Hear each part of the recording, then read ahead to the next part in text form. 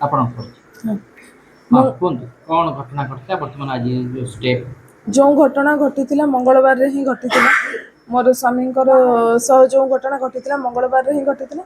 ଆଉ ସରକାର ବି ଯେଉଁ ଷ୍ଟେପ୍ ନେଲେ ମଙ୍ଗଳବାରରେ ହିଁ ନେଇଛନ୍ତି। ଆଉ ଏତିକି ସେମାନେ ଧର୍ମ ପଚାରି ପଚାରିକିନା ମାରିଥିଲେ। ଏବେ ଆମେ ଧର୍ମ କହି କହିକିନା ମାରିବୁ। ଆଉ ଯେମିତିକି ଆତଙ୍କରାଜଟା ପୁରା ଖତମ ହଉ ସେଇଟା ହିଁ ମୁଁ ଚାହେଁ। ସରକାରଙ୍କୁ ସେତିକି ଅନୁରୋଧ କରୁଛି। ଆରମ୍ଭ କରିଛନ୍ତି ଏମିତିକା ଷ୍ଟେପ୍ ଉଠାନ୍ତୁ ଯେମିତିକା ପୁରା ଆତଙ୍କରାଜ ମାନେ ନିପାତ ହେଇଯିବ। ମଙ୍ଗଳବାରରେ ଭାରତୀୟଙ୍କ ପାଇଁ ମଙ୍ଗଳ ହୋଇଛି। ନିଶ୍ଚୟ ହେଇଛି ମଙ୍ଗଳବାରରେ ଭାରତୀୟଙ୍କ ପାଇଁ ନିଶ୍ଚୟ ମଙ୍ଗଳ ହେଇଛି। ସେଇ ତ ହଁ ମୋର ଅମଙ୍ଗଳ ହେଇଥାଇପାରେ କିନ୍ତୁ ମଙ୍ଗଳବାରଟାରେ ହିଁ ଆରମ୍ଭ କରୁଛୁ। ନିଶ୍ଚୟ ମଙ୍ଗଳ ଯାହା ହେଇଛି ଭାରତୀୟଙ୍କ ପାଇଁ ମଙ୍ଗଳ ହଉ। ମୋର ଅମଙ୍ଗଳ ହେଇଛି ମୋର ଯେଟା ଯାଇଛି ମୁଁ ତ ସେଟା ଘୁରିକିନା ପାଇବିନି କେବେ ବି ହେଲେ।